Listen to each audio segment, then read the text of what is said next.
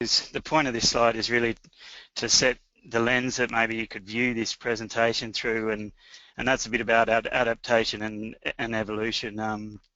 You know, there's no question that a lot of us have used cold settling over the years. It does work. You know, there's essentially, you know, a few issues with it, but, you know, executed well, it can work. And I'm not here to say that's not a way to go, but probably to present flotation as an alternative, in particular reference to some styles. You know, I think that there's definitely a question in my mind of whether, if you're chasing, you know, fuller bodied barrel fermented Chardonnay styles, that, you know, flotation might not be the best option in that case, particularly if you're whole bunch pressing. And the other thing to think about, I suppose, from my perspective is, as an industry, you know, we really only get one go a year in terms of winemaking, and so I'd ask the question, you know, really, can we afford not to be pretty aggressive with adaptation and change? Because we've got to take courage. Otherwise, another year goes by. If you don't learn from that year, you know, you're going to be slow to evolve. Right. So pretty much what we'll do is just run through some of those results from 2012 data that we collected through vintage. Then have a talk about, you know, what the sort of key implementation, you know, factors are, and maybe some of the pitfalls, or maybe some of the solutions to those. Little chat about energy and inputs. Certainly, I think there's some advantages within flotation there. Quick note on winemaking joys. So I suppose looking at flotation not just through the lens of a clarification technique, but what does it mean for what you could do with some of the styles? How could you challenge it? Then a little bit about process efficiency, which is an awfully boring term, but it really means, you know, I suppose within the winery, what are the advantages? And a final bit about adaptation. Right, so here's the stats. So vintage 2012, as you know, it was a pretty good vintage and pretty sedate in terms of intake. So that's probably why we had the time to collect a lot of this information. So the information is across 60 different parcels. So basically all our white parcels from that year at St Hallett, and it's mostly composed of Semillon, Sauvignon Blanc, Riesling, tiny bit of Chardonnay, and a little bit of Rosé. What I've done, rather than present raw data, is just show you some averages and a min and a max, and then a bit of a chat about where we've gone since 2012. So for me, during this time we played around with all the facets of flotation. So in terms of the time post-press that you leave it on enzyme, I do think you need to use enzyme with flotation. We did try it a couple of times not too successfully. Then also sort of what was the minimum time we tried and the maximum time we tried, and you can see those there. So anywhere from about 3.5 hours to about 21 hours. Look, as we've gone through the years, we have found, you know, that I think somewhere between, you know, 4 and 6 hours is ideal and plenty. And then for me, it's also a question of, when you look at your winery and the idiosyncrasies of how you operate, whether you're on a 1 shift or a 2 shift, and hours, trying to fit that into, I suppose, a timeline of when you're going to float, how long you're going to leave it post-float before you rack, which is the next line down. So I'm using my little pointer here. Hopefully you can see that. What we did find over the course of this investigation was you do get better compaction of the fleas. So, you know, I'll use that term all the time. So, you know, it's juice leaves but floated, so we just call them fleas because it sounds nicer. And what we saw was, you know, absolute minimum 4.5 hours. Probably didn't get as good a recovery as somewhere between 8 and 10 hours seemed to be a point where beyond that, you know, the benefit wasn't quite as large, so that seemed to be an ideal time. Then if we look down in terms of percentages, there's a pretty vast range there, as you can see. You know, I've included warts and all. The key bit, I suppose, is, look, that average of 8.82, if we went fast forward 3 years, we're probably closer to about 6% average now. When I look at cold settling Semillon, which would have been the majority of these juices in 2012, I think yeah, that's a pretty good result, and more importantly, it's largely predictable, which makes planning a lot easier from that perspective. I am aware that there's some other companies which have had even better success than us in this space. Certainly, I had a chat with someone from Yalumba, Oxford Landing the other day, where they're using flotation extensively, and they're getting as close to 3 to 3.5% average, which was our minimum here. So they're obviously doing it better than us, really.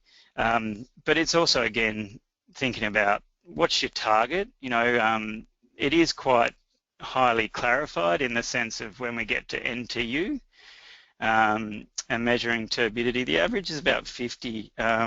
For us, probably our ideals around those varieties, the aromatics, Riesling, Sauvignon, Semillon, probably more up towards 100. So we have been looking at that in terms of could we change our floating technique to try and really get it to the point where we can actually dial it up and get a target NTU. To be honest, we haven't found that worked. We're usually better to just take some of the fleas and adjust the NTU that way post rack, but there might be others.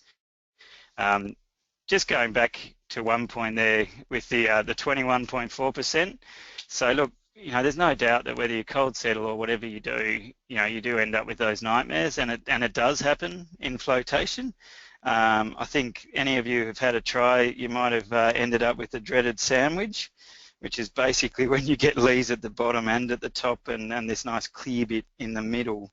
That's quite hard to predict. We've found, we haven't found any overwhelming, factors that could tell us that this parcel is going to give us trouble.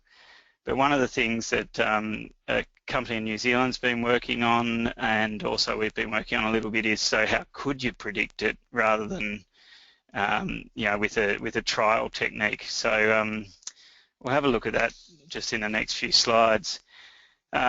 So talking about, what are the important things that affect your success with flotation? From my perspective, juice temperature is absolutely critical. When we think about whether it's cold settling or any other kind of filtration, temperature plays a really important role. Basically, the lower the temperatures go, the juice viscosity increases, which does affect the flotation speed and hence the result. Higher temperatures probably have the opposite effect and affect the gas solubility in the juice. So in terms of the nitrogen, finding that right point is quite important. We found, we've been as low as 12 degrees with reasonable success. It is 14 to 16, I think, is probably ideal. We probably usually target around 14. Again, we'll talk later about it. That's more about, so when you look at your overall process from picking through to flotation, how can you do it so that you don't have to spend lots of your time and energy heating and cooling juices? Other factors in terms of additives, yes, as I mentioned earlier, enzyme is important, I think, in this in the application. The other side of it is the bento and gelatin rates. We've hovered and we've tried up to 400 parts of bento. Our standard, to be honest, is probably more like 250 now, or 0.25 grams. Again, it is something that you can trial, and similarly with gelatin, we have tried some lower rates. We tend to, the standard these days would be 35 parts per million, somewhere between 35 and 45 seems to be quite effective. We also tried using some other agents such as skim milk, wasn't overly successful with that.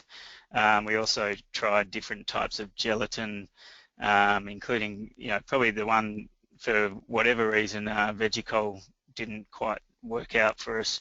Not to say it couldn't work for you, but yeah, that was one that we didn't have great results with. And then the other thing I put there is so the how, and the how you add it. God, we've tried all sorts of things, working with the guy. We have a little Duclass unit, and just working with him on different methods to add in the bentonite and the gelatin, whether you add the bento in at the start, whether you try and add it simultaneously. Again, I definitely encourage you to look at the specifications of the unit, and be aware of, I suppose, trialing if there's little peristaltic dosing pumps, just making sure that they can handle the viscosity of the bentonite and all the gelatin to deliver the rate you need to get in as it's running to get it across in the time of the float. We have tried it just actually venturing in the bentonite. That actually did work quite well for us. But yeah, just something to be aware of, I suppose. And a few other just little points.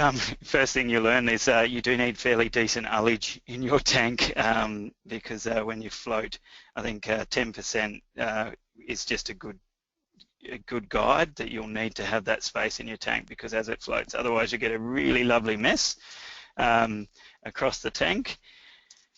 And then so post-racking fleas, again, this is something, having talked to a few people who use flotation, we've just ended up going back to the old school. We tried pumping them over to kind of homogenize them and get them to a consistency that would pump well across to a holding tank for an RDV.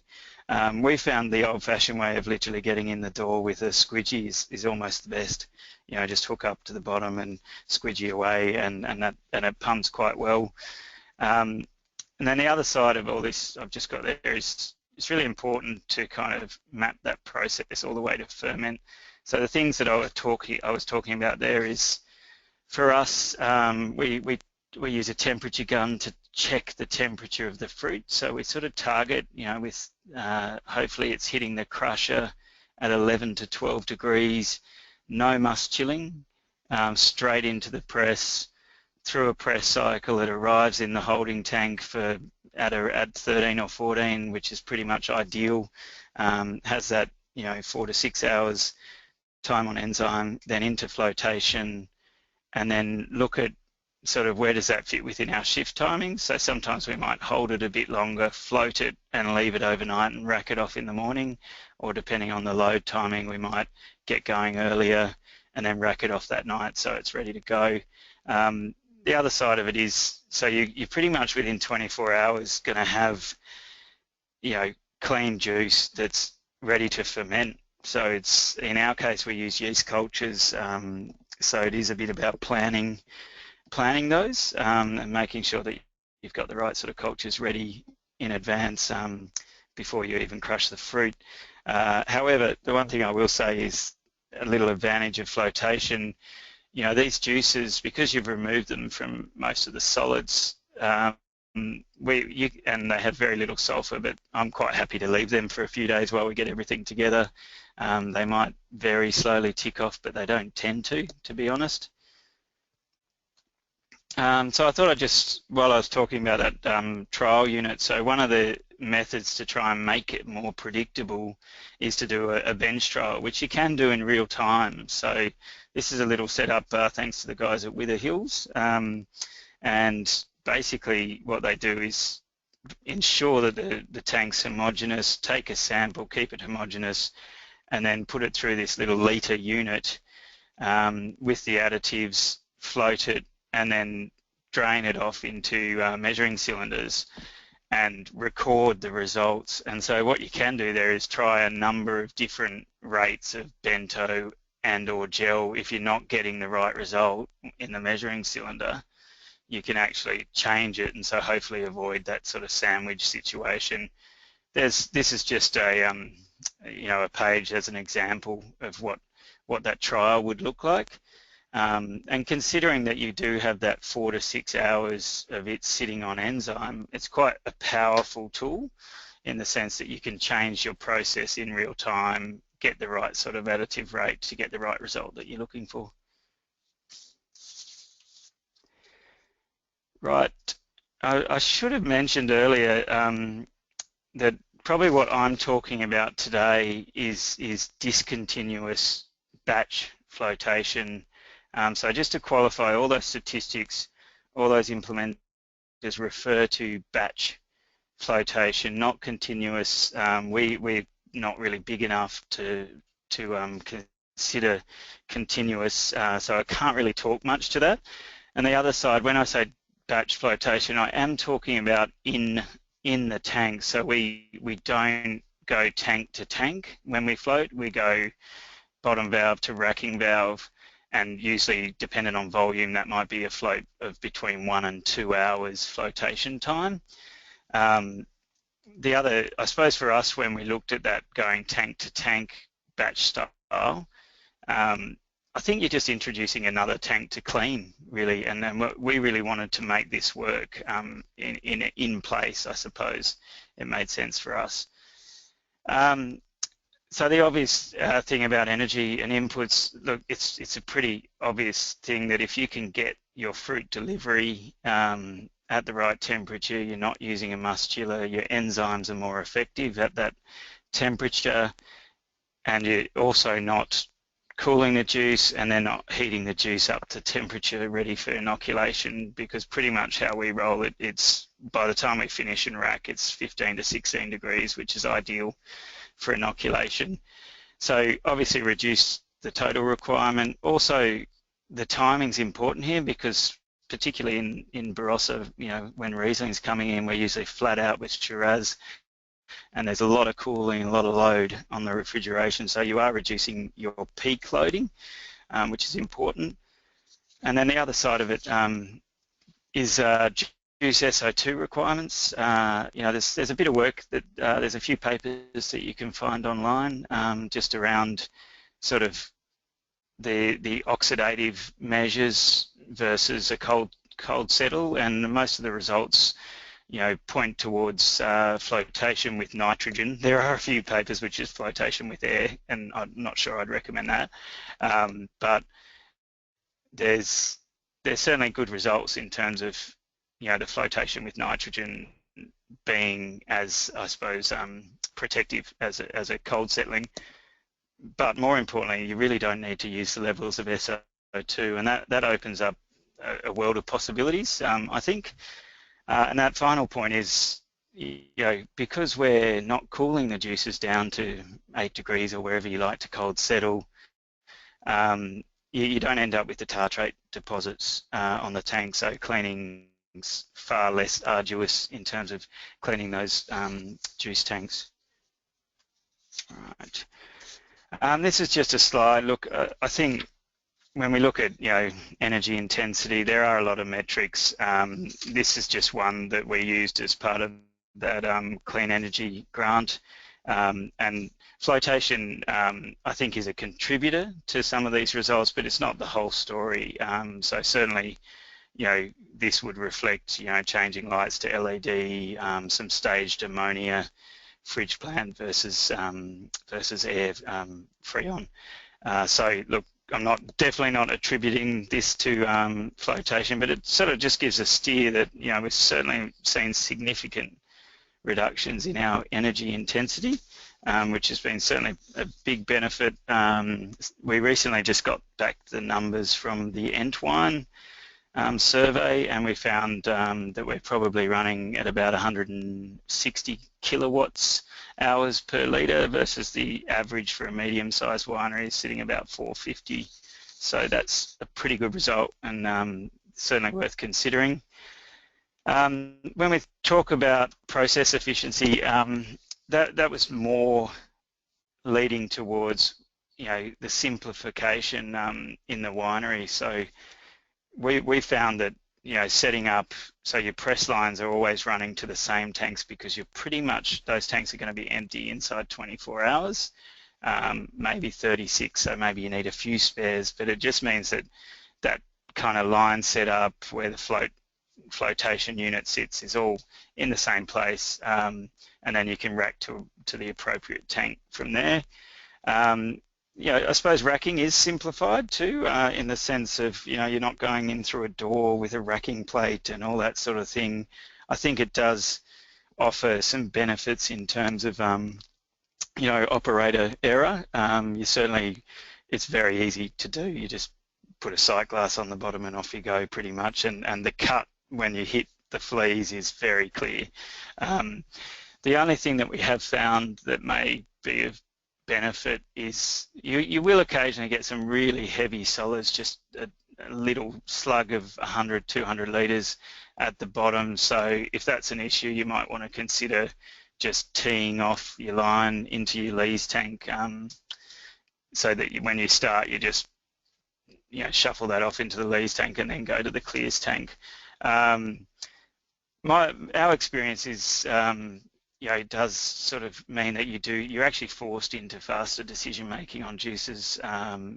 Look, we don't do a hell of a lot of fining, but it does mean that after the juice is being floated at the sample valve, you can actually get a pretty clear juice sample pretty quickly, and then do a quick fining trial whilst it's rising, and then you can decide if you need to do any sort of fining. You can do it on the racking node and you're done, and similar, making decisions in terms of any other additions you need to make pre-ferment. You need to be sort of getting onto those faster. And that other point down the bottom is really about, there's just less monitoring, in terms of from a lab perspective, where you don't have that concern around juices ticking off when they're cold settling and so on. You just reduce that, the amount of analysis that you're doing. Which is the first point on that next slide. I don't know about anyone else, but certainly over the years, it's pretty stressful when you've got tens of tanks sitting, settling, and you have a look at them and you're hoping that they'll settle down a bit more than they have. Maybe you leave it another day, maybe you don't. All those thoughts. This just really takes that out of it, and it's much less stress. You don't have that risk of juice fermentation, and at the same time as reducing that risk, you're actually running lower freeze and totals in your juice. Typically, we don't add any sulfur apart from in the vineyard now, and we find, so what does that open up? That opens up lower totals, better yeast acclimatization, less lag phase, I think, and also, it's actually changed some of our styles. Like our Semillon Sauvignon Blanc now is about 25% malolactic fermentation, because that's all much easier to achieve a fast, reasonably clean malo, which is what we're looking for in that style. And you can see the points are pretty self-explanatory as you move through. More predictable juice lees, which makes far easier in terms of deciding your racking tank sizes to maximise your capacity. It also is better from a lees perspective, because what you end up with these fleas is super saturated with nitrogen. If you get them to the RDV, or if you're lucky enough to have one of those new lees filters, there's really no issue with things fizzing. It's a hard one to quantify, but I do think the quality of the juice recovered from the lees is actually better from our perspective when we look at it. Right, I think I'm just about within time here. I love Dr. Zeus, so I suppose it was leaving with that thought of, I think we always have to challenge, even when things like cold settling work well and can really work in certain styles. It's really worth challenging, and our experience of discontinuous batch flotation has been a really positive one. I think it's definitely, it's always a good sign when your cellar manager just loves it now, because he just sees that natural flow through the cellar, much less stress with settling juices in tanks. And I think from our perspective, winemaking wise, I think it has had an impact, those lower SO2 levels. I think we're seeing really healthy ferments, just a lot of benefits from that perspective. So get floating is the bottom line, and I suppose we'll open it up to questions now, once I can figure out how to work the webinar. Thank you, Toby. We've got 3 questions so far, no, 4 questions, and I'll just forward them to you. But before I send the first one through to Toby, I'd like to remind you that you have several options to answer questions. The first is to send your question in as a text question. Alternatively, you can click the raise hand button and use your microphone to speak directly with Toby, or you can send a question via email to infoservices@awri.com.au. Now I'll just forward the first question to Toby. Right. This is a question from Shane Mole, just asking, why would you want to increase NTU early in processing, as in adding lees back in post-flotation? Look, from our perspective, I think over-clarified juices probably offer less nutrient in terms of fermentation, so we do quite like to have some I suppose cloudiness in all our juices, including Riesling. We're certainly not as paranoid about phenolics in white wines as we used to be.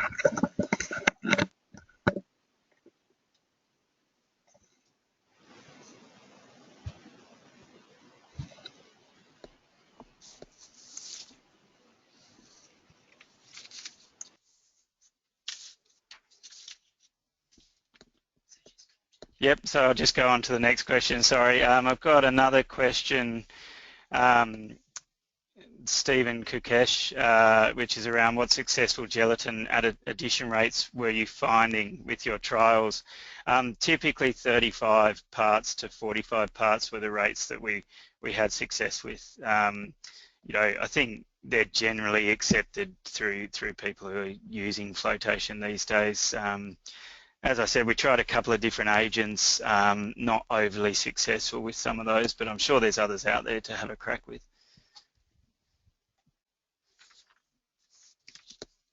And another one, I've got what percentage bentonite solution have we found works best? We're using 10% of a CHAR bentonite, which I suppose those of you who use CHAR, in terms of the preparation too, it's a bit quicker.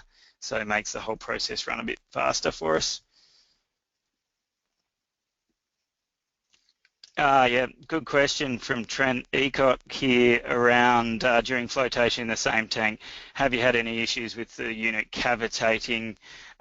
Yes, we did actually try different techniques in terms of whether you go off the bottom valve or off the racking valve with your suction.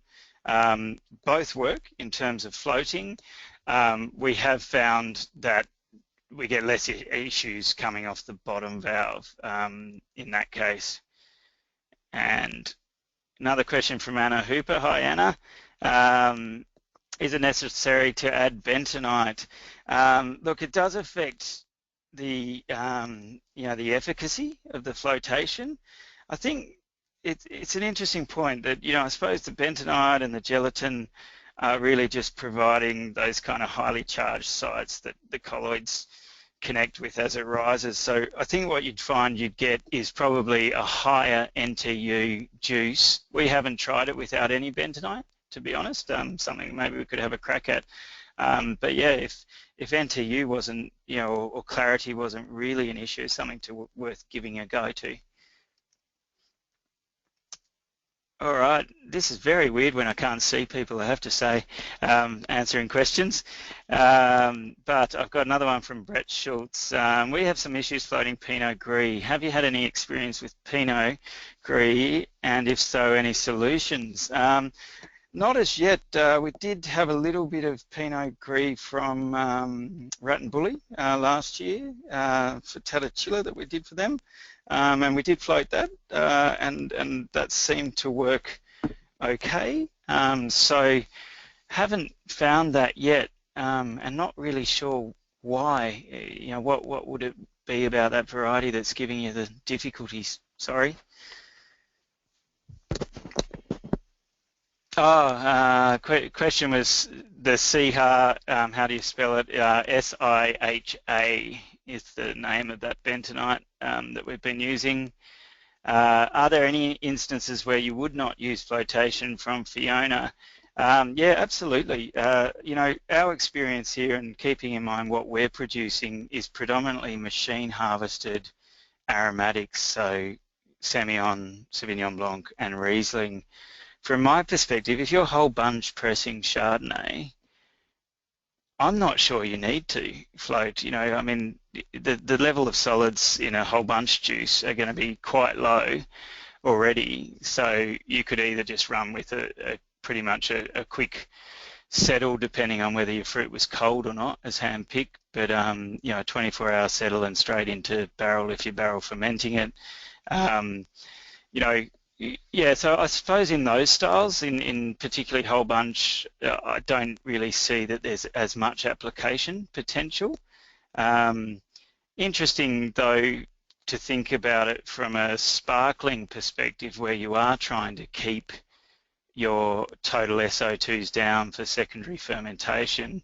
You know, I wonder whether there's some good applications there, you know, particularly if it was machined. But yeah, not a sparkling winemaker, but I do wonder about it. Have you done any trials without using any gelatin, Stephen Kukesh, possibly with a low aromatic Chardonnay? Yeah, we did trial the skim milk. So we mainly trialed that because that had been a fining agent that we had used on juices a little bit before we went to flotation, and we didn't find it was as successful, was the bottom line. Yeah, just didn't seem to work at a number of different rates. But I think, you know, what might be interesting is to keep having a look around. I know in the pipeline that there's work being done on carrageenan, which is probably a year or two away, but I think that might be particularly interesting with flotation because you may get protein stabilization at the same time. So yeah, I think that'd be fascinating to have a look at, you know, what other things could we try.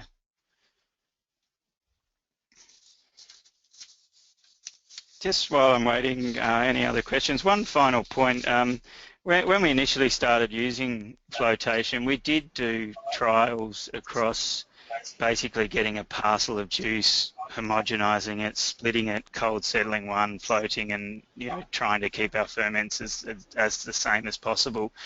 And what we found was, doing the duo trio trials in the lab on the final wines, that there really wasn't a statistical significant difference. There was, you know, so what that said to me is basically, if we can't see a difference, then the benefits from, you know, energy process, you know, winemaking options probably outweigh, you know, they lean me towards going to flotation. And that was really what tipped us in that direction. So it's not that we would claim a absolute quality benefit. I think in some cases there might be, but I can't substantiate that. But there wasn't a significant difference is the bottom line. So that's a good reason to have a go. Another question from Brett. Have you tried differences between standard pectolytic enzymes and those that are marketed specifically as flotation enzymes? Yeah, interesting question. Whenever a new technology comes out, you know, there's always things marketed particularly towards it. You know, I think there was actually a gelatin as well. You know, it might have been a floto gel and a floto bent and all sorts of things. We did trial a couple of those. We didn't find that they were any better, but yeah, look, they may have improved since then. That was some time ago.